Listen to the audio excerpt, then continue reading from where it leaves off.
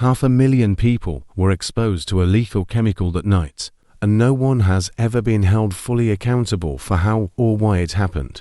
What failed was not a single valve or tank. What failed was a chain of decisions, ignored warnings, cost-cutting measures, regulatory gaps, and a system that documented its own dangers and still allowed them to remain in place. The disaster was recorded in maintenance logs, safety audits, internal memos, and hospital reports. The evidence exists. The unanswered question is why the consequences never matched the scale of the harm. The victims lived closest to the plant because land was cheaper there. Entire families occupied informal settlements just beyond the factory boundary, many working daily wage jobs with little job security or access to healthcare. They cooked with open stoves, slept on floors, and relied on shallow wells for water. Few knew what was manufactured behind the walls of the facility. Fewer still understood the risks associated with the chemicals stored there. The plant produced pesticides intended for agricultural use. One of its core ingredients was methyl isocyanate, a highly volatile and toxic chemical. Even small amounts can cause severe injury. Exposure attacks the eyes, lungs, and nervous system. It reacts violently with water and heat. Industry safety standards required it to be stored in small quantities, under refrigeration, with multiple redundant safety systems. The facility instead stored it in large tanks, sometimes beyond recommended capacity. Workers at the plant had reported problems for years. Safety drills were reduced. Skilled operators were laid off and replaced with less experienced staff. Maintenance budgets were cut. Critical systems designed to neutralize gas leaks were shut down to save money. Alarms were disconnected or ignored because they sounded too often. The plant continued operating despite repeated warnings that its safety margins were collapsing. Several months before the release, internal reports documented corrosion inside storage tanks. Temperature gauges were unreliable. Pressure readings fluctuated. Water ingress, a known trigger for runaway reactions, was a constant risk in a system with aging pipes and valves. None of these issues were secrets. They were written down, discussed, and deprioritized.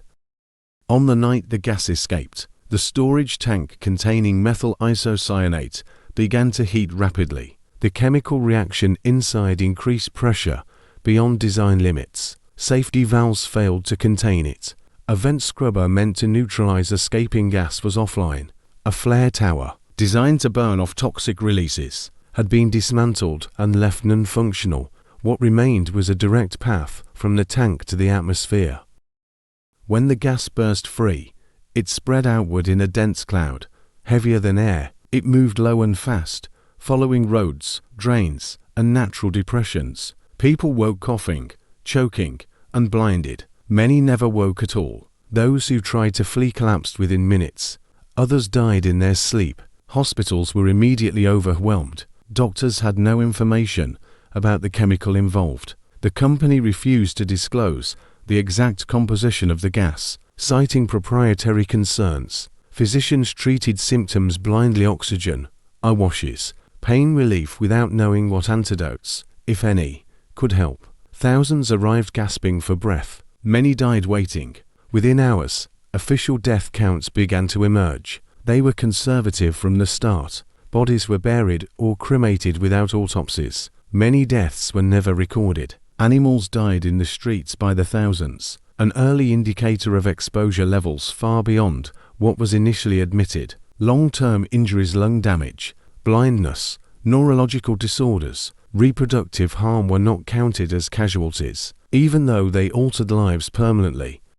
The company's initial response focused on minimizing liability. Executives characterized the event as an unfortunate accident. Responsibility was deflected toward local operators, suggesting sabotage or worker error without evidence. Internal documents later revealed that senior management had long been aware of safety risks and declining operational standards at the plant.